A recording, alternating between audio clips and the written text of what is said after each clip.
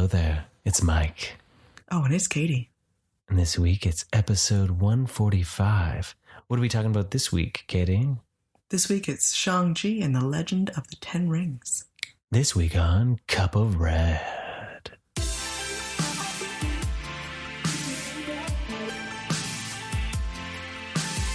This week we're coming at you with some smooth jazz. Yeah, I don't know why. Why do we have smooth? This smooth jazz doesn't fit at all. No, stop the smooth jazz. Sorry. I don't know what else to replace it with, but... Living it up at the Hotel California. Yes. Such a lovely place. Such a lovely place. Such a lovely place. Such a lovely place. Yeah, there you go. So, MCU is back in theaters. That's right. This week is all about us doing a review spoil-a-thon, basically talking about everything we liked or did not like. I don't know if there was any in the latter. The new Marvel movie, Shang-Chi, and The Legend of the Ten Rings. Oh, you did? Yeah. Yeah, well, because, Calendar Man was in this movie, so I was able to figure it out this time around. So, we're not good with names. Yeah. Let's be honest. Okay, we're trying really hard, though. So I'm trying really hard, and I like that the movie acknowledges that they gave us a little pronunciation lesson. And I really appreciate that. Because, I want to get it right. I want to be able to say the name right and pronounce it right. But it is a completely... We want to pronounce it with an English... Yeah, we want that hard A. Names, right? Ang. So, it's... I didn't realize that it was Sean. Yeah. Right? So it literally is... That's why it's kind of nice that it's helpful on my English brain to say Sean and then just with a G. So I appreciate that they acknowledge that. So. Yeah. Anyways, we went and saw this movie. That's right. We went back to the theater. We got Kiddo back to the theater, too. It was pretty exciting. Mass theater viewing, which was definitely different, for sure. No, it wasn't too much different, but... Yeah, well... it's still... Yeah, we hadn't been back since... Because the last time we had gone back, we didn't need Mass. So that was a little bit different. But we were back. We made it out. It's nice to see more people in the theater, though. That was a good thing at the same time. Was it really? Well, I know you had a douchebag on his phone. It was good for the movie, but it wasn't good for the experience. No, I know, and I was like, this is why, people. Yeah. There was a guy on his phone, and he was looking at maps on his phone. You don't need to know. In the middle of the movie. A map in the middle of the movie. He was talking on his phone. If he was going to do it one more time, I was going to say something to him. But you know what? That person better be bleeding out on the street, and you better be running to save their life. Otherwise, put your damn phone away. Exactly. That was what was about to come out. That was the voice that was going to come out. That was pretty awesome. Yeah. But you know what? Other than that, minor nuisance once in a while. I had a fan-frickin'-tastic time. I don't know. Fan-frickin'-fastastic time. Wow. Well, I want to know. I'm also not good with words right now, apparently. What other movies fall in the fastastic? I need more coffee. No, you know what? This here is, to me, is top level action fest fare. Yeah. I really think going forward, every other Marvel movie is going to struggle to compare in the level of action that came out of this film. Yeah. Quality. This was pretty much nonstop engaging action. The important part is the engaging aspect. Yeah. I never felt bored to the point of we've seen this and oh my God, why will it not end? Yeah. Because action can do that if it's not well done. Yeah. And I never once felt like, when will it stop? No. It was fantastic, and I would definitely... I'm not good with ranking movies. I know it sounds weird to be listening to a movie podcast that does we all know I'm great at ranking things. Yeah, for me, I am finding I am enjoying the characters that aren't necessarily your big name Marvel characters more, because for me, Guardians is top level. A lot of people don't like the second one, but I love that series. I love the quirkiness and the weirdness that it brings. This here is in that level for me, where there's the humor and the quirkiness and the strangeness. Yeah. And then the action hit. Yeah. And so it's going to be putting that in my top 5 Marvel films just because it's different. Yeah. Right. And because I don't know much about the character, that helps me as well, because I'm not really comparing it to its comic counterpart. Yeah, you're not judging it. You're just looking at it as the MCU version of this character, and that's all that matters. Yeah. And I think that's really helpful. And that was one of the things with Guardians is, like, you did go back and you knew more about them. Yeah, but I knew Rocket and Groot. That's really it. But at the same time, like, there's so much more flexibility in these lesser known characters to really make them shine in the movies. Yeah. And I think, you know, then you can really bring a creative inspiration to it. Yeah. And then it's also these creators that have enjoyed these characters that are bringing it forward and making it theirs and putting a stamp on it. And that was one thing that was cool, that they even give that nod to the fact of how the changes came about, to realize that, you know, America just takes it and does whatever they want with it without ever respecting it. Right. And that was all towards the idea of the Mandarin from the comics and even with Iron Man 3. Yeah. And they really then put that driver up, like, no, this is more legit, right? Yeah. So, well, yeah, not, you know, just taking something that they felt it was an Asian based name and then just making this character out of it versus something that was. It's a great joke. You know, they were afraid of an orange, right? Yeah. Like, and that's not a real name, basically, is what they're saying. And I thought that was really well done, because it is true. We would hear something like that and we don't, you know, we wouldn't have thought, we didn't think twice about it. Yeah. And it's good for us to remember to question some of those, a lot of those stereotypes, of course. So that's really cool. And then it's nice. It's good to be able to have that conversation with Kiddo. And so he can learn and we can pass on, you know, better practices for future generations. Exactly. Right?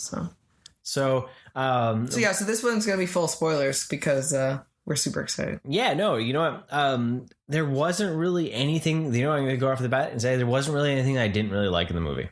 Yeah, so I haven't come across that. I was 100% engaged the entire time. The jokes hit well. And I'm going to go back to the action. Right off the bat, the action is fantastic, especially when you get the opening there where you're learning about his father and his mother and how they meet in the garden. I liked that that opening scene with them fighting was, Kiddo had leaned over and he's like, it's like they're dancing. Yeah. And it was so beautiful to watch and so powerful at the same time. And you had such a different style between the two of them. Yes. You know, you had one that seemed so much softer and yet it was still so powerful. And then someone that was so much more brute. And he was almost brought down a notch. And the look on his face was of such intrigue. Yes. But when he did get thrown into the little pond thing, there was so much shock on his face because you can tell he'd never met someone that actually could best him. Yeah. You know, he'd been around how long? By that time, it was 1,000 years, basically.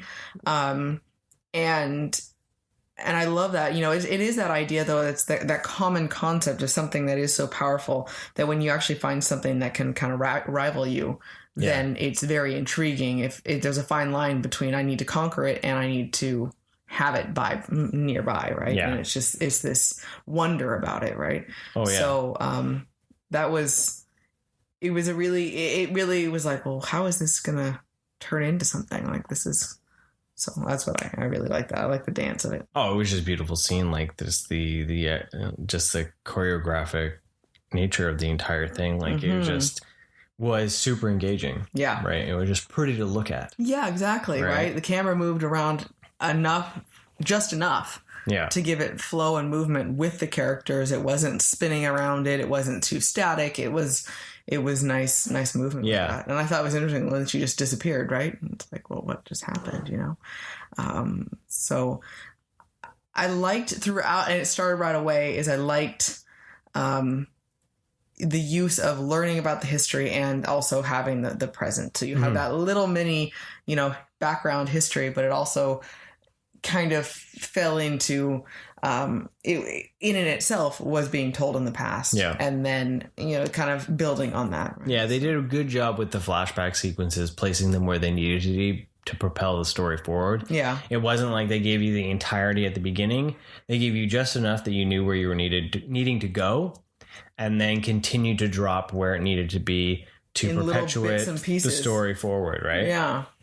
And then it wasn't so jarring too, because it was most likely when someone was talking, and then that's when the story would just show up again. Yeah, right? there was never like, what just happened? Are we in? Because I do take a judgment on. One kudos for this movie is Kiddo never leaned over and said, "What's going on?" Yeah. And or who's that? And he has gotten to that point a little bit right now where that's a bit more common for him.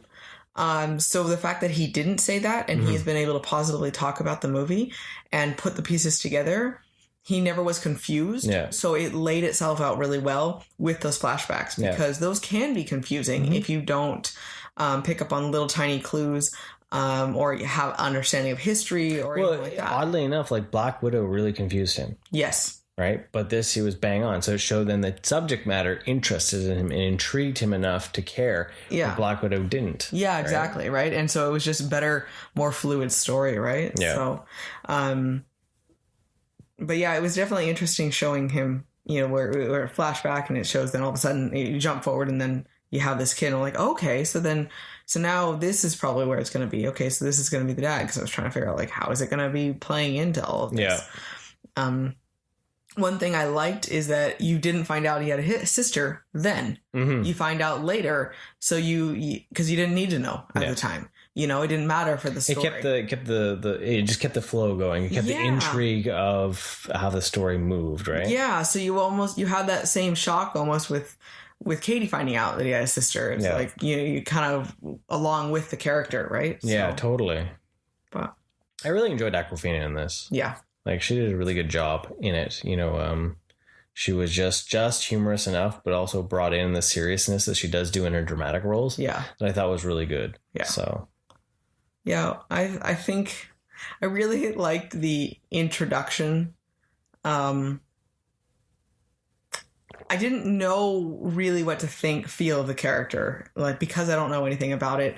And I like that bait and switch almost, where it shows the big fancy car and this guy. And I'm looking, I'm like, I don't recognize him from the trailer. That's not the guy. Like, I know that, and I liked the introduction to the fact that he was the valet driver, but he was just so happy to be the valet driver too. And, there is something to say. There was a lot of commentary on wisdom of life and everything like that. But it was still okay for him to like being a valet driver. Yeah, they both really liked what they did. Their jobs, right? And there's everyone looked down at them, and it's like that idea was like, well, maybe we don't need to have jobs that suck our souls and devour our own being, right? To be okay with life. And so, like, I appreciate when they're at their dinner with their friend, and she's saying they have so much potential. Well, there is a balancing act there, right? Because then you look at her and she looks so different from them, and I think it was funny. And they both look so drained, right? Yeah, and so deadpan, and Katie's like, you kind of look like my mom, and this huge difference. Yeah. And it's just it was a good commentary overall that there's a balance somewhere in between. Maybe growing up a little bit, finding potential.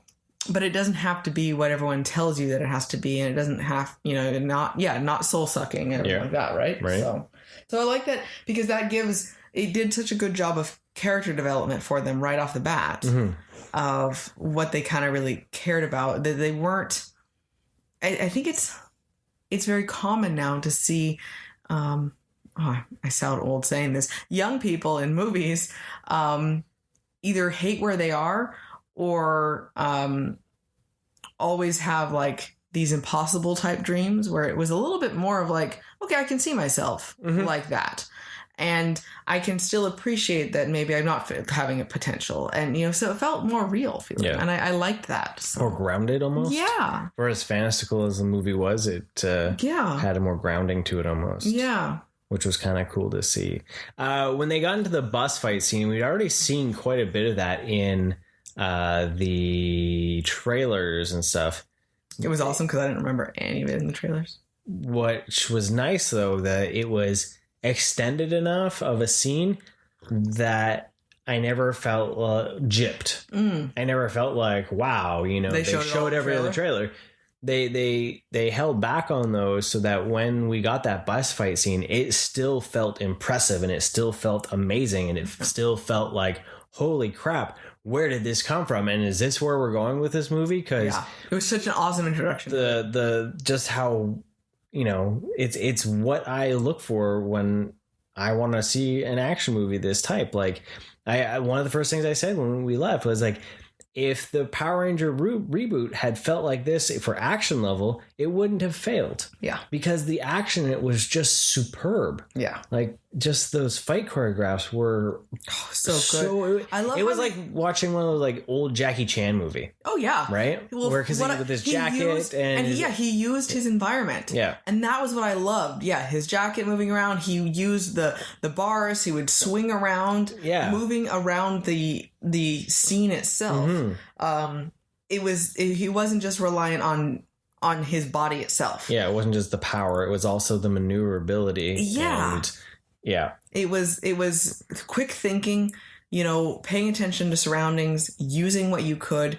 And he did such a good job of looking out for everyone else. Yeah. And I just showed the heart of a hero right off the bat. Like, immediately, right? It was not just the idea of like, well, I'm not giving you my pendant. It was the full on like, well, then realizing, well, no, these people are, they don't need to be here. Like, telling them where to go to move. And then even when they started falling out of the bus, he was pulling them back in. Like, it was just that he saved everyone. Right? Yeah, it was that heart of a hero right off the bat. And made him even more likable in that moment. Oh, I liked him immediately. You saw that kind of like that he's going somewhere special with this, right? Yeah. So, well, I liked too at the very beginning of that scene that it wasn't a hard jump into the action aspect.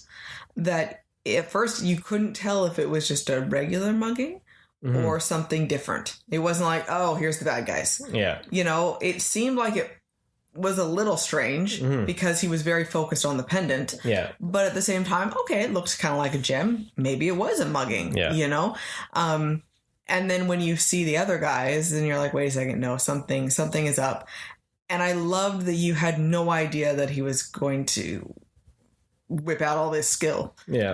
That you had that same injury. You're like, oh my gosh, like what? What was nice though is that because the fact that he was already trained, that you weren't aware of at that point, even though it was an origin movie, we're not bogged down with a training montage. Yes. Right? There, like, of course there was one later on that was, but it was a small one, more of a learning. It was a learning. And so it made it more exciting because it wasn't like, oh yeah, he's already been trained and he's already like this and he's all beaten down and then we had jumped forward. It was because when they did the jump forward and all of a sudden he wakes up, I'm like, well, how the hell did he get to San Francisco? Yeah. When did this happen? They go from, if he's supposed to be related at all to these were his parents. Yeah. How did this happen? So it had that intrigue right away. And you didn't know, okay, did he run away? Did she run away? Did he, what happened? Yeah. So it made me so interested in it immediately and just, you like the character immediately because he's so nice and kind and polite and happy. And then now he turns into a hero almost immediately. And I was like, well, what's not to like about this guy? Yeah. So the actor that plays Shang-Chi, is Simu Liu. He is from a Canadian show on CBC called Kim's Convenience. I believe it's on Netflix still. So that's where he got it. He started being in a sitcom, right? And I remember years ago he tweeted about, "Hey Marvel, hit me up. I want to be a superhero." Oh yeah, I remember that now. And lo and behold, now he's a superhero. That's pretty awesome. So I thought that was kind of cool. So I really think he did a good job. He was super likable. He really fit the role of an action star. Yeah. And I do really look forward to seeing more of this character or even whatever he goes on to do. Yeah. Especially if he was a good actor. Yeah. Portray more action because it showed that he could hold his own in this genre, right? Yeah. So he's not just the good looking, likable guy from that would be in romantic comedies. He definitely has the ability to be an action star. Yeah. Right. So I'm gonna just jumping ahead a little bit now to the next scene. Of course, now he's decided he needs to go to Macau to find his sister, and they get pulled into this lovely fight ring, basically, right? And I thought that was just the reason why you said the good-looking guy. And I love the scene where he shows up in the ring and he doesn't have a shirt on, and Katie looks up at him and is kind of, you could tell she's probably never seen him without a shirt on. And it was the, and then where's your shirt? I don't know. Like, they took it from me, basically, right? But that was it. It wasn't like some big extraordinary thing, or it wasn't like focused on him without a shirt on. It made sense still to not have it on for what he was doing, but otherwise he had it on the whole other time of the movie, which was nice. But I thought that was just a funny little nod to it, right? But yeah, they show up at this club, and I love the sign when he said sign to be let in. I'm like, something's gonna come from that, right? Don't sign things that you haven't looked at. What have you done? You don't sign the big terms and conditions without knowing what it is. At least you're signing, you know. Mm-hmm. So no. Well, then we get to see Wong and Abomination fight. Yeah, that was pretty cool. Now it was interesting though, because with that though, you can tell that the fight was supposed to be rigged, because he complains about, we got to go back and practice this more. Yeah. So it's like, why? And then, you're supposed to pull your punches. Yeah. And then Abomination follows Wong through the portal. Yeah. So it's like, so what's going on there? Like, why are they buddies? Why are they working together? I love Wong's trick of making him punch himself to knock him out. Yeah. That was fabulous. All right.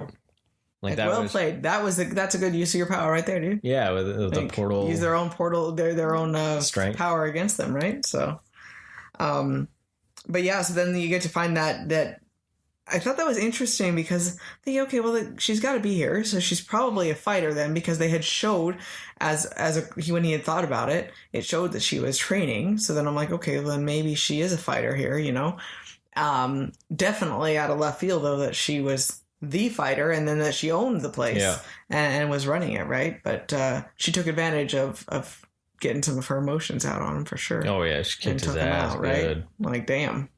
Kiddo loved the fight scene that came after this, when they were fighting on the scaffolding. He thought that was the best fight scene in the movie, and it was pretty epic. Yeah, because then the 10 rings show up, and because now they're trying to get her pendant. Yeah. And the sister's pendant. Yeah, the sister's pendant. And yeah, the scaffolding, I love that they were swinging around on that. And well, it was that flow motion, right? Like, it was just so beautifully shot with how the camera moved and paced around. Mm-hmm. I love when Sean suddenly has to go and save Katie, though, that how quickly he moves. Yes. Like, that was impressive, because it's not like he's just running around the guys. He's still hitting them, but just it becomes a different type of fight. I was so terrified that she was going to die, and I was like, "Oh my god, is this where it's going? Are they going to kill her and give him some sort of motivation from this?" Like, I had a moment where I thought they were really going to do it. Yeah.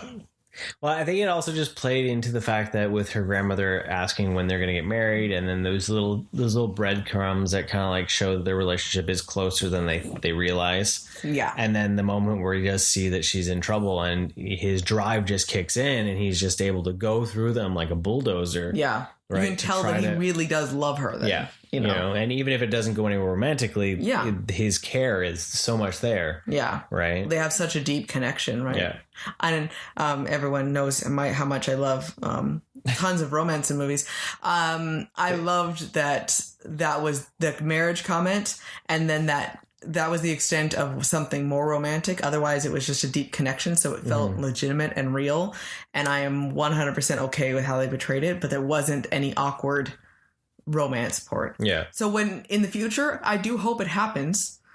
That would be totally fine with me, though. Yeah. Because it feels just even the little fact of like when she's like leaning on him at the end. It's very intimate still. You know, you can tell that relationship, it's going to be the realization, because she shows later on that she's able to hold her own. Yes. And that strength comes up, I think, will be a potential forward motion of their bond. And right? Even, because we're talking about that running jump to the end with the way they're talking, they've now shared such a big experience, but they get each other so well. And you can tell them being best friends, that's so important, and they really work well with each other back and forth, right? And so I really liked their relationship with that because it did show such a deep bond. Right.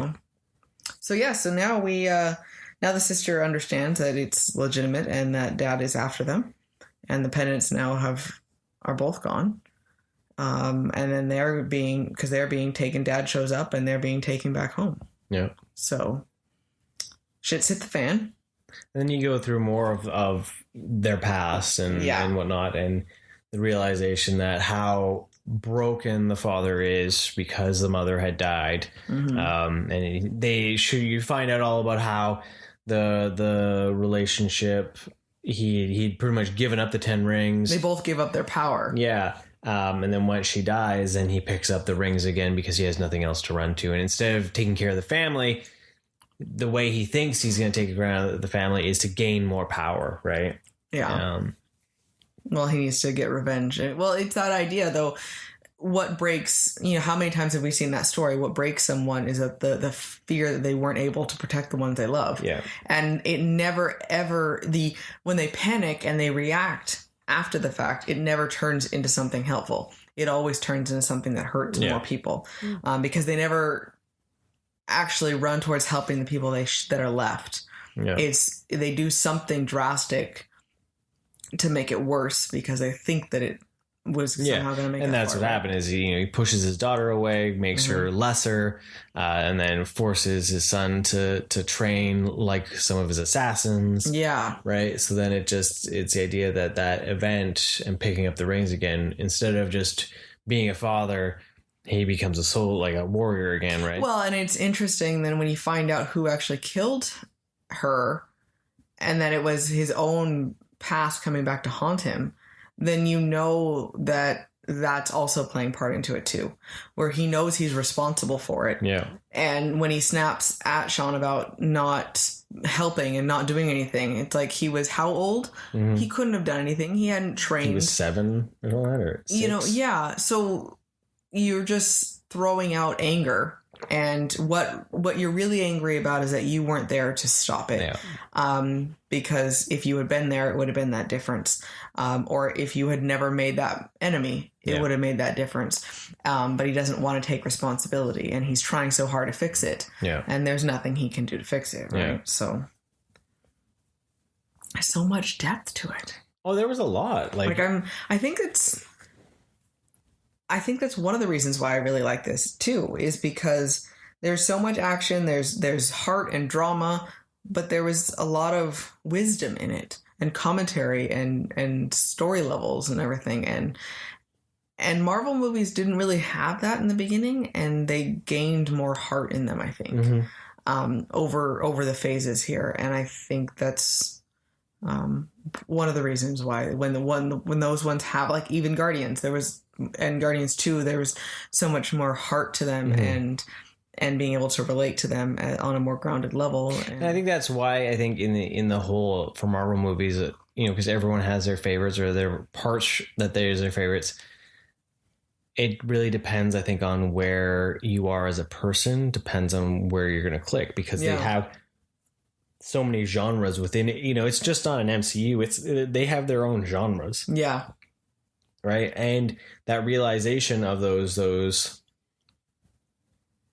for me, with Guardians, the idea of like creating a family, not the family you have, but creating a family speaks to me on a personal level. Yeah. Because it's something that I've done. Yeah. Right. It's something that I've had. And those, even like Volume 2, the idea of like the expectations of your father, your birth father, might not live up to what you think it was. And, those. And trying so hard to make a connection that isn't really the healthiest, maybe, or vice versa. Not there, right? Not there. Yeah. Speaks to me as a person. Right. And then even just like, a lot that like with Rocket going through. Right. So that's why as much as I know there's a lot of people that don't like Volume 2, I can really see a lot in Volume 2 that speaks to my own story. Yeah. Right. But even with this here, though, there's those elements of the family aspect that I can understand. The estrangement, never doing enough, never being who you should be. Yeah. And then having to pretty much create your own family again. Yeah. Right. Is something that I could see in it. Whereas some of the other stuff, other movies, I don't have the same connection to, like, you know, Iron Man and Captain America. I don't see that, you know, connection to those stories. Yeah. Right. So no, I can appreciate that. That's for sure. So they're in prison and all that, and they hear this like wailing like sound. And it was they go towards it, and I love that Katie Aquafina is like, why are we going towards this sound? Like this is, you know, and it turns out to be a character that we've known from the Iron Man movies all the way back to Iron Man 3, Trevor Flattery, who is played by Sir Ben Kingsley. He is back, and the Ten Rings organization did not kill him. They have imprisoned him because he showed off his acting ability, and they use him basically as a court jester. He's like, she's like, you're their jester. Yeah, because he did some Macbeth monologue, and they apparently liked it. So now they just keep him as their little show. Yeah. And I thought that was hilarious because he's like, I love how he recaps the Mandarin's story. Yeah. And then it's like, so, you know, basically it turns out I was actually playing this version of him that was kind of a stereotype. And appropriated. But, you know, it was also like scary. You know, he really does exist. And like, so I think they did a great job of being able to comment on that issue and then correct it at the same time and be like, this was what was really going on. And then, so yeah, then this weird little fuzzy faceless creature shows up. Yeah, it's like a dog. I don't even know what it is. It looked like a footstool with wings. Yeah. That's the best way I could describe it. Footstool with butterfly wings. Yeah. Bird wings, though. They were bird wings? Yeah. Yeah, I guess they weren't butterfly. They were just pretty colors. There's like 4 of them, but colored they were like feathery tongue. Yeah, it was They were like iridescent-y, like blue and purple wings on like, And then it was like everything had been so real other than, of course, the giant, powerful flying rings. And then all of a sudden this magic creature shows up and it just out of the blue and it's like, you know what? It's okay. Yeah. And Trevor can talk to it. He's the only one that understands. He can only one that understand it. And it was like, and I love that he's like, you mean you can see this too? I thought I was hallucinating this whole time. That was hilarious. He had no idea that it was a real creature. He thought he had made it up. Because he was like saying how much he was like, here I've gotten sober, I'm all good, and then this thing comes out, and they're just like, what is that? He's like, oh, you can see it too. Thank goodness. I thought I was hallucinating. It's like he's so wonderful and adorable. I love it so much. Because it's much better. He was even better because he wasn't all strung out on things, right? And then it was funny too because then he's like, you know, the idea where he's talking for this creature, and he's like, you know, and then he says, you know, he's about 90% sure that he can get you to the city. Yeah. Right? Where, you know, your mother's side of the family is. And then it makes this noises, and he's like, oh, 19% sure. Okay. Like, those odds changed dramatically. Right? I like that he also was really a good guy. Because there was never a question of, like, with him translating from the creature, it was 100% on point. Yeah. There was no other, you know, side worry or anything like that, right? So they decide they need to get there because they learn, of course, from their dad that he has decided that his mom has been trapped by the village behind some door. His wife has been trapped behind this door in this village because they never liked him, and that he needs to go save her. And so he's so desperate to get her back that he's going to find his way into this village and basically burn it to the ground if they don't let her go. Yeah. And I like because you can't tell if it's real or not. Yeah. Because to him, it's real. And it's like, well, it could happen because we don't know anything about the village. It doesn't seem like something that would happen, but maybe they did take her, or did they take her soul, or what? Because we don't know how she died. We don't know if she just disappeared. Yeah. We don't know, you know, what happened. So, you know, it's that idea where you don't want him to not go rescue her. Okay, well, that's great. We're going to go rescue her. But then when he says he's gonna be willing to burn it down, I like that Sean's like, yeah, maybe we shouldn't do that. Yeah. You really, even if she's there, even if we rescue her, should we burn it down? Yeah. And he questions it immediately. Yeah. You can see it in his face, and that's it's like, what gets him imprisoned. Yeah, and it's like, well, no, we need to go and help them. Yeah. You know. So I like that he's not immediately, he doesn't play right into it. He immediately stands up to it, and it shows how much he really understood and had a better connection almost to what his mom was. Mm-hmm. His dad had gone so farther back into his old ways, and I kind of forgotten what he would have been like. The humanity that the mom brought, yeah. So he was just, well, we have to just kill things that aren't fitting my world, right? Yeah. And so then they come across this creature that is willing to take them to this place because he wants to get home because he was brought from the forest. Yeah. From his dad had brought him from the forest, right? Because he was searching for the gate, right? Yeah. So that little quick tunnel chase scene that's terrifying. Like, that forest was real. That'd be freaking terrifying. Bamboo that moves like a maze that will just like eat I like you. that stay in the pocket idea, right? Yeah. And it was great because what'll happen if we don't get in the pocket? The forest will eat you. The forest will eat you. Yeah, exactly. Yeah. Oh, no big deal, you know.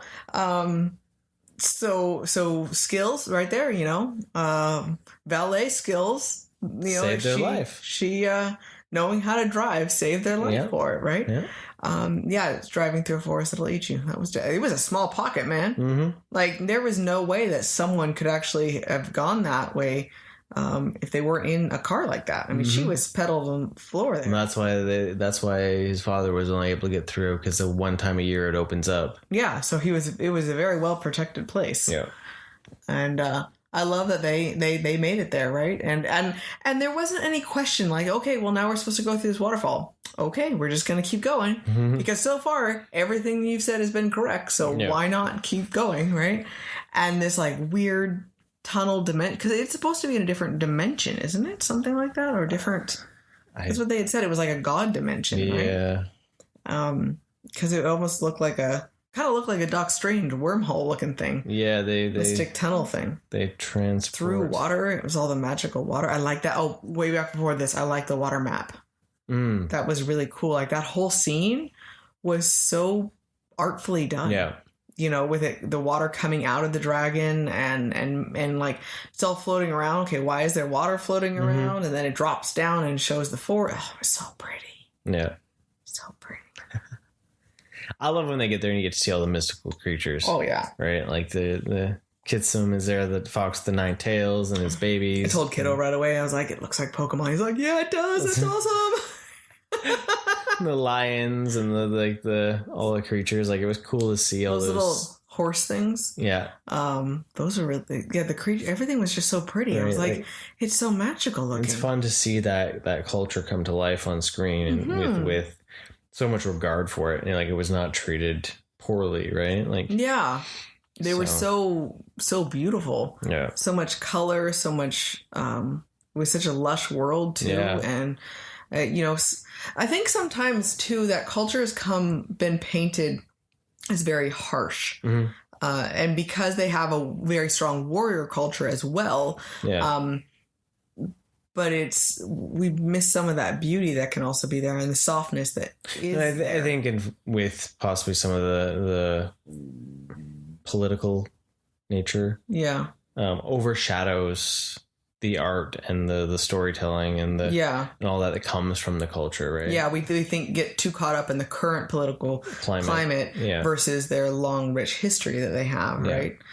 Kiddo was one of his favorite creatures was the giant lion, the big, huge headed one. Those guys were awesome, spectacular. You know, because you see that style of statue and whatnot, and you immediately know where it's from, and to see it, with such size and then like an actual animal was just so cool, right? You know, but they definitely get the get out of our town greeting, which makes sense. You know, this place is obviously very well guarded, and for them to just waltz right in there, it's like, what the heck, you know?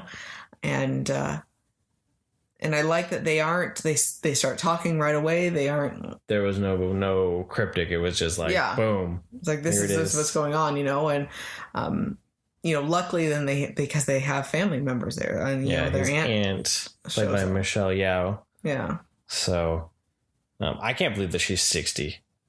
Yeah, that's impressive. Yeah.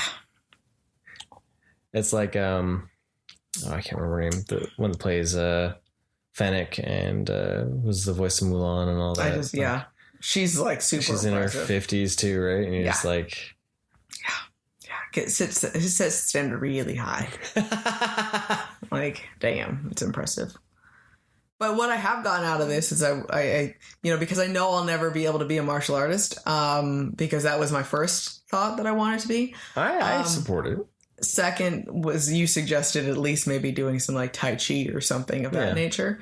But yeah, I want to be able to flip around and like flip people with my body. Remember, they are on wires though. Yeah, I know, but real people can do this though. I know, but I'm just saying. But I know. There are wires involved in some of the stunts that were used in the film. Probably about 90% of them. Yeah. Damn it, Mike, you ruined it. Become an action star. People don't really fly around like that? You got to become an action star. Yeah. That's your next step. All right. Okay. Let's go to the gym right now. That's what's happening.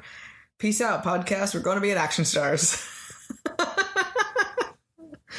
But then, so we get, kind of a crash course welcome to the village. You get a bit more about the history, and then you find out more about his family. Yeah, her power and what the point of the village is. And then we also get to find out what is actually what his father is hearing. Yeah. So it's not he's not hearing the spirit of his wife. He is hearing the temptation of the soul-sucking spirit that they have trapped.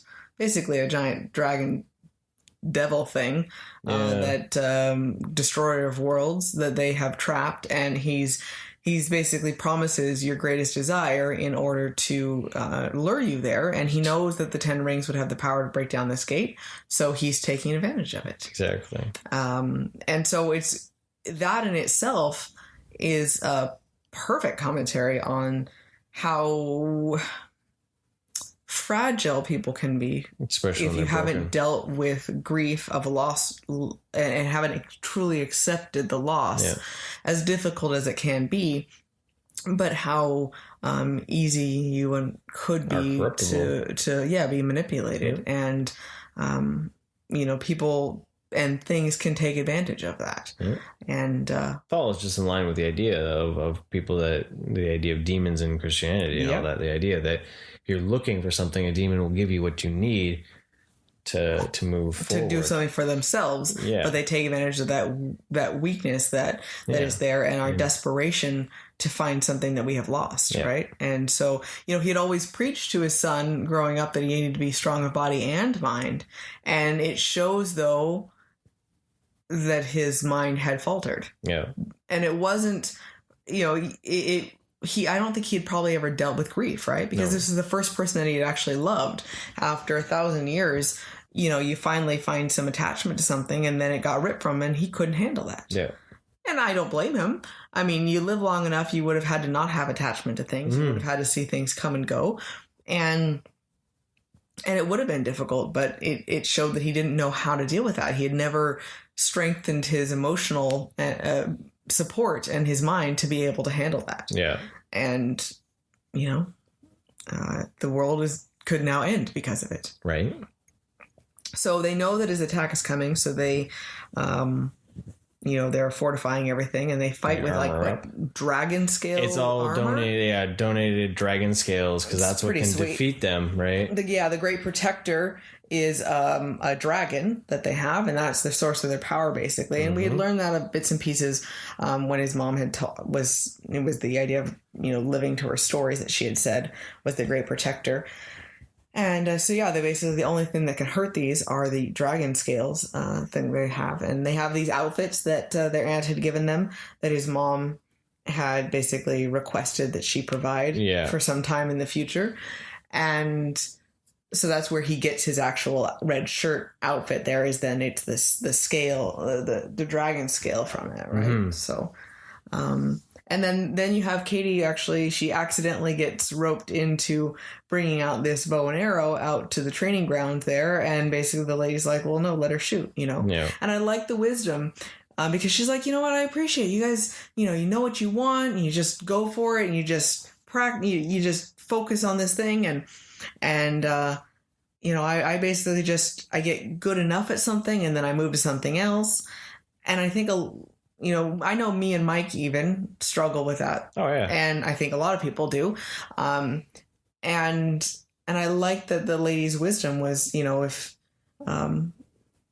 she tells her to shoot the arrow, and if you don't aim at anything, you'll never hit anything. Yeah. I was like, you know what, that's, there's a importance of making sure that you really focus. But you can also take it in a positive light of trying things. If you never try to shoot the arrow, you never know if you like it or not. Doesn't mean you have to keep doing it, but give yourself the option of trying something. Yeah. So there's a good and a bad. You could take that in a lot of different meanings, right? Yeah. Like we had said with the, they show that they like karaoke, but if someone never tries the karaoke, then they never know if they like it or not, and who knows, maybe they could be a professional singer. You never know what could happen from it, so there was just so many little like tidbits of good information in there, right? So then she starts focusing and she finds out she can actually shoot the arrow pretty good. I want that kind of karaoke around here. I don't want to have to sit and sing in front of an audience. I love the little room booth thing. The booth thing. I want that. So right? Just like you and me could go and we could just like sing it up. I'd feel so much. Yeah, it'd be so much fun. Like I think that's a fantastic idea. Like I've seen that in so many. That was on Argasuto, and so we could also sing a karaoke medal. Yeah, but just that idea that that's a thing. Part of that culture is more or less you go to a booth with your friends and you just do your own thing and have fun. Yeah. Versus like here, it's always in front of an audience and it's always just at a bar of some sort. It's all open and then you have that people are just staring at you. Yeah. Right. Where I think that would be much more fun to be able to go into a booth with one or two people or six people or whatever it is and just drink and sing together and not have to worry, right? And I think that's why maybe those machines became so more popular at home, right? Yeah. But no, I agree. That was just a random. No, I was thinking the same thing. I'm like, karaoke would be fun, and then I'm looking. I was like, "Where's the audience?" It's one of those. Booths. Yeah. Because we sing all the time, here and there and everywhere. Oh, it's beyond compare. So you get your big, glorious action fest at this point. Yes. I know we spoiled a lot, but I don't know if I want to spoil too much of where it all goes. Because you promised spoiler fest, but okay. No. I don't want to recap it. I want to just a taste. We're not going to give you the finish. I'm just going to leave you there. I would just mean more or less. I don't want to recap everything in it. Right? I want to keep bits and pieces of what we liked. Yeah. Really from that action piece when he gets his ass kicked by his dad. Yes. Right?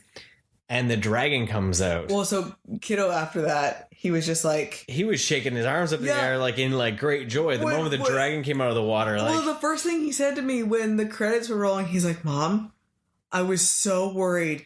And when he's falling in the water, and then when he comes out with the dragon, I was like, yes! Right? He was so excited. And the design of the dragon is so cool because it also looks a bit like it's from Spirited Away with that style and all that. That was super cool to see that. Yeah.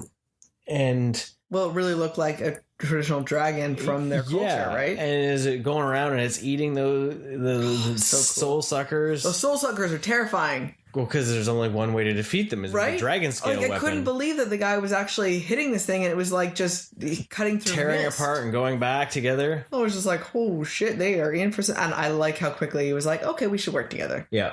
Because it took out the biggest, baddest one in the group. Right? And it was like, okay. The death dealer. They tried to tell you. Right? That was terrifying. That I kept waiting because I didn't know anything about it. because it was so special looking. I kept waiting for do something else. Something else? And then I'm like, okay, well, apparently he's gone.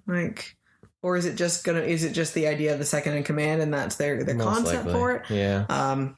So that's the one that was training everybody, right? Yeah. Right. Oh, here's something for you, though, that leads to the end credit scene, though, is that instantly though, seeing that he was in red and his sister was in silver, I just had this feeling that Something was. I was waiting for, actually in the final battle, for her to turn and side with the father. Really? That's where I was thinking it was going. I was like, because the idea that they weren't, she was the only one in silver. Yeah, and silver was matched the father so much more.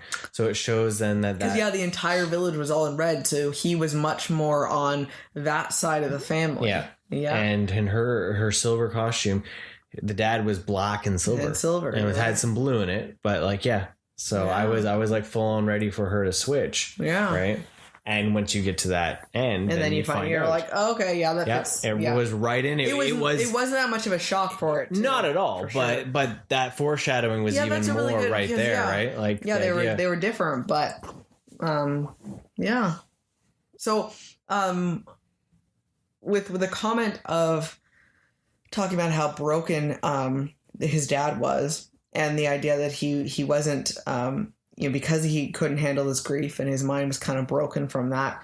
I'm wondering then if that allowed Sean to take the rings from him then, because he had always said that you need to be strong enough to hold the rings if it wanted to be yours one day and everything like that. Well, he had kept being unsure of himself and he didn't know what he wanted. And he, after training with his aunt, learning about really embracing the fighting style from his mom that had taught him, with the open hand, much more defense, the much more flow, not so much of the angry punching power, a lot more of accepting of the world, honestly, of how it is, rather than punching his way through it and gathering power. So he really he was making decisions. He was not just letting life happen at him. And so he had strengthened his mind. He was accepting of his mother's passing. All of that, I think, allowed him to then show that strength that his father then didn't have anymore, right? Which I think I assume would then have led to him the ability to take. Well, the rings themselves appear to be something else that no one knows what they are. Yes, that was super exciting. So that'll be an interesting. Because those rings were really cool. Like they were definitely like, what is happening with them, right? Because with the changing sizes and. Like, those were really impressive. And how much force, So there was one in the middle of the movie when they went over to Macau. He was wearing like an orange jacket with like blue sleeves, right? And I first saw that and I instantly thought Goku, right? Like the Dragon Ball reference. But then later on, when he gets all the rings and he pulls them back, it looked like a Kamehameha, right? And then he uses them and he attacks the big evil dragon with it and he's like cutting him with it, right? And it was kind of cool that in the end, when they were regaling this all to their friends at the bar, that Katie Aquafina, she then says, he breaks out this Kamehameha, right? And I was like, yes. I was so excited because all I kept thinking when he originally had done that with it, I was like, oh my gosh, he's got a Kamehameha ball going on. Yeah. And then when he didn't throw it the first time there, right? I was just so disappointed with it. I appreciate the symbolism in it that he wasn't going to attack his dad. Yeah. But yeah, I was like, that has to be it. So then when they brought it back and said it, I was like, oh yes, they did know what they were doing. Yeah. It's fabulous. I thought that was awesome. Yeah. But it was cool to see that she wasn't just there also for comedic relief and everything. She actually does take aim. Yes. And actually does something to help. Yeah, and it's a huge help. Yeah. I mean, without it was a game changer. It would have, the dragon was going to be defeated. Its soul was being sucked from this terrifying, kaiju, basically, right? And it was nearly gone, and it changed everything by giving it a moment to be able to escape and break that grasp, and it just totally changed the tide. I liked how much it controlled the water, the dragon, the water dragon, and it used it to almost make water dragons of itself, weapons and chains almost. Like there was just so much going on, and it was just so pretty to see. Now, we know that you process so much of that visual faster than I do, so you can tell if there's more problems. You never commented now if the CG was an issue or anything like that. So how was it? It didn't bother. It didn't bother me. Yeah. Like there was a couple scenes where you blatantly could tell it was green screen. Yeah. And there was a lot more animation. There was a few muddy in that battle, and they tried to hide it with like water blocking. But it was nothing that I was like, yeah. The only one that kind of bugged me was the train scene when they finally break the train or the bus. Okay. Yeah. I was like, train? When was there a train? When was the train? No, the bus scene when he jumps from the one car into the main car when it breaks off. Okay. It looked a little funky, but nothing that made me cringe. Yeah. Okay. Like I was like, right. But it's to the point where you were in such a fantastical world that it was like, well, there's going to be a shit ton of CG. So you kind of just have to ride it out and just know that it is what it is. Like, they can't do these things without it. Yeah. Right. So. I like that they didn't, like it was impressive to see the power, but that they didn't imprison the demon thing again, that they actually just destroyed it. Mm-hmm. So it because they were able to imprison it with the protector dragon the first time around, but now with the power of those 10 rings, they were actually able to destroy it. And just ripped it to pieces and blew it up, basically. That was pretty intense. One thing I was thinking about, this is another random thought, but this is the kind of action that I'd love to see in a Ninja Turtles movie. Yes. It also would have made the last Ninja Turtles movie much better if they had actual martial arts in it. Yeah, like you think about like just the scene in Macau. Mm-hmm. I was like, man, because like the neon and stuff made me think of New York for a moment, and like the scene and all that. I was like this is what I want for a Ninja Turtles movie. Like just when he was fighting with the little blade things against the Death Dealer. Oh yeah, I was just like, oh, Ninja Turtles would be so badass if they could actually like get a director that could film like this. Like imagine Raph just being like there. Yeah. So that would have been cool. Just a side thought. Oh, I know. Yeah. I'm still waiting for like the epic Ninja Turtle movie. I know there's gonna be so many people that just like cringe because the 90s is be it all end all, but it's not. It's awesome in what it was. And the designs are perfect. The designs are 100% perfect. But we need an action movie. They need to be ninjas, right? Not just turtles. Yeah, not just jokey turtles. I want to see the action, and this is those movies that I watch, and like, this is what I want from a Power Rangers movie. This is what I want from a Ninja Turtles movie. Yeah. This is that type of like just martial arts, just kick-assery that is amazing, that you go to. Like you see just that fluid, just constant battle. Yeah. Right? So. Yeah.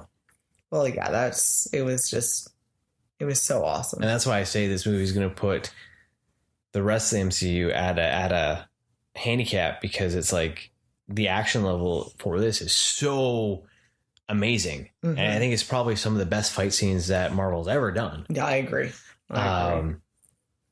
So it's just going to, the other ones are going to have to like almost dig deeper into their genre that they're trying to do to lift themselves up, right? Versus just being a straightforward action movie. Yeah. Right. So it definitely was one of those ones where it was like, when I came out of Squad, I wanted figures, right? Yeah. When I came out of this, I was like, yeah, I kind of wanted a figure. Well, and the same thing as, say, with Squad, I came out of this, I'm like, so when are we going to watch it again? Yeah.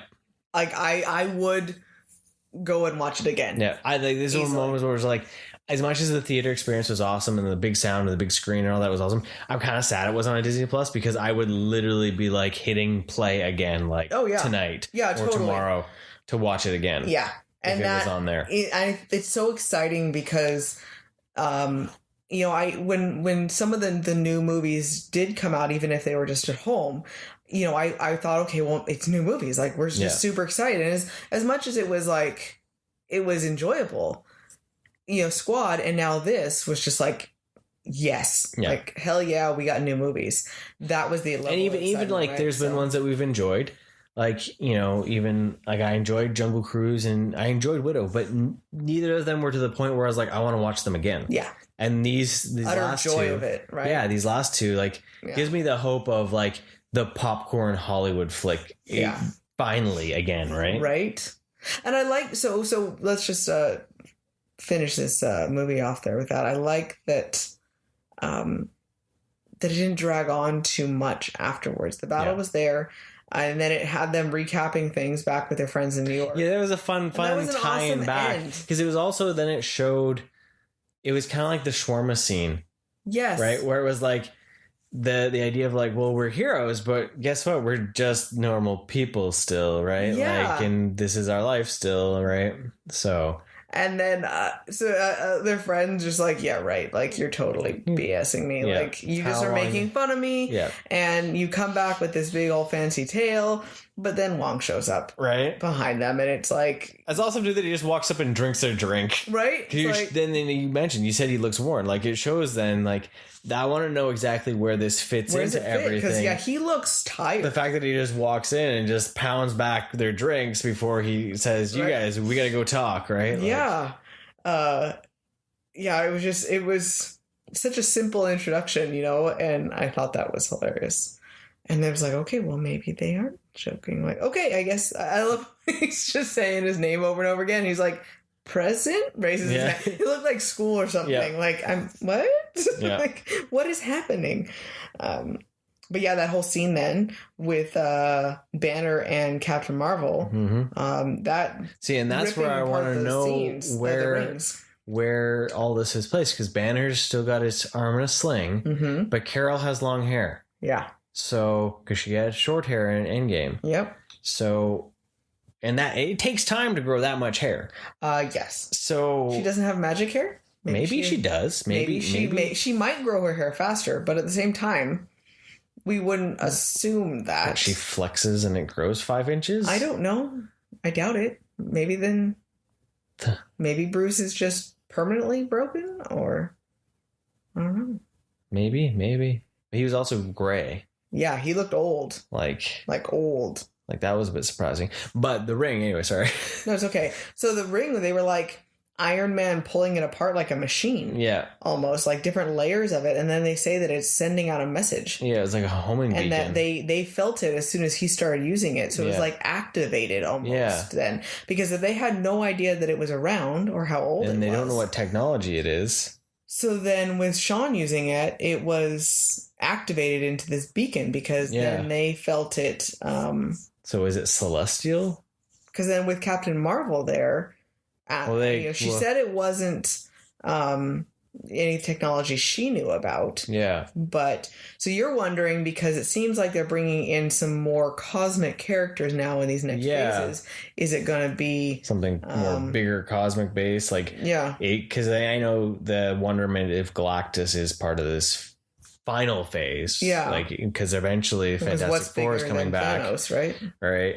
Like, especially with them introducing the Eternals, like, you know, but it would be weird for something so good to strike a beacon of Terror? destruction. Yeah. So I don't know. I don't know where they're going. Like, yeah. It'll be interesting to see what this beacon is about. And it definitely gives you enough of the what's going on for when's my next movie. Oh, yeah. Immediately, I'm like, what's happening? What's going on? When's the next, right? Yeah. Or how is this going to tie in? Like, you know, yeah. So overall, oh my gosh, I hope you enjoyed it as much as we did. Yeah, it was fantastic. I had a great time with it. You know, we've spoiled it, but still, if you haven't seen it and you did listen to us anyway, then go watch it now, and then you will understand right the amazingness.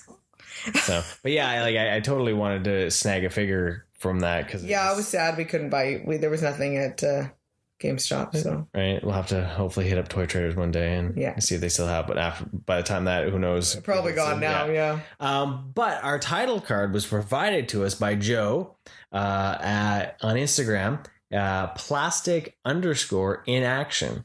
So I want to give him a big thank you for giving us our thank you. Shang-Chi title card. Right. So go give him a check out on his page. It's plastic_in_action. and check out his work. So I really appreciate that. Then I don't need to buy him a figure. Now look at that. I'm going to buy you a figure. Why? He just didn't even have words. What? The Hot Toy's coming out. The Hot Toy looks pretty dope. Oh, yeah. So. Hot Toys. I miss new Hot Toys. That would be pretty cool. It would be pretty awesome. They haven't even announced all the accessories. Really? Yeah. Well, because I guess they're waiting for the movie to come out. I guess that would make sense, huh? Yeah. Yeah, seeing what all it can be. That'd be pretty cool. It was pretty awesome, all the different weapons that they made and like the like glowing staffs and everything like that. Right. That was pretty cool. Oh, I love this movie so much. It was really fun. Like I would, as I mentioned before, So it would be in my excited. top 5 Marvel. Yeah. And I was not expecting that. No. Not at all. Like I was really hoping I would like it, but I had no idea how much I would like There's it. been Marvel movies that I've liked, but like, okay, I don't really care to watch again. Quite honestly, putting it in perspective now, I was hoping I would like Black Widow more because I liked her character. I liked the spy aspect. Mm-hmm. I was hoping I would like it more, and it just, I mean, you couldn't really feel good about the style, I guess, too, because of what they were talking about, you know, just controlling women and like it's a more of intense, but there was no feel good about it, right? Yeah. And so when something is a feel good movie, it's more exciting to see. Yeah. And because Black Widow had humor and it had action, but this one was just so much more exhilarating and positive. It's hard for me to get excited knowing that, you know, she's just going to go kill Clint probably. Yeah, right. You know, there's Granted, we get Kate Bishop. You know, out of you have. I guess maybe there's that part of it too with Black Widow. With it happening in the past, there's not really any intrigue of like what's going to happen next, really. Yeah. This one, it's the drive forward. It's the drive forward. It's the brand new. It's the bright and shiny. It's the, you know, new characters, new questions, new everything, right?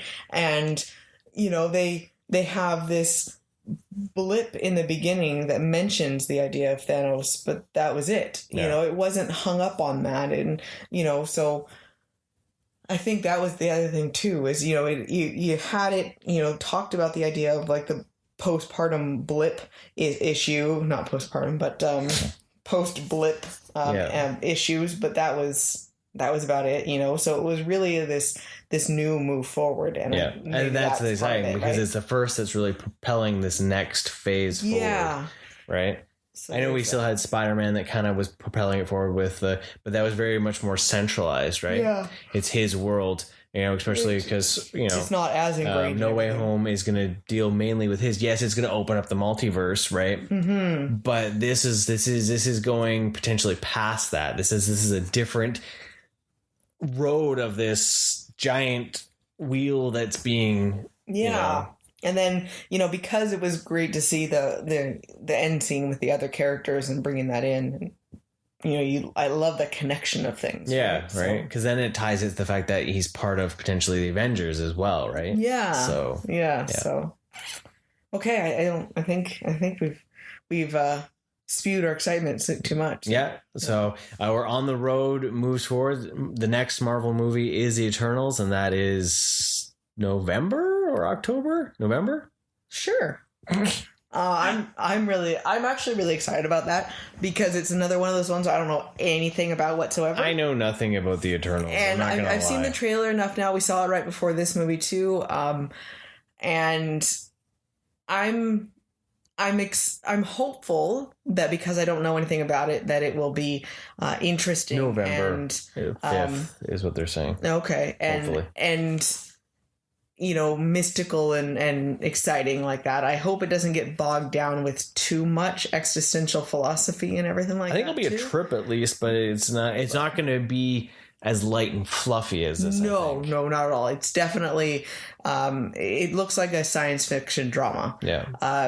My only other concern is because there's actual names in it, a little bit bigger names. I hope that it doesn't get too caught up on some of that, but they're not like huge, other than Angelina Jolie, they're not like huge stars, but there's a lot of them.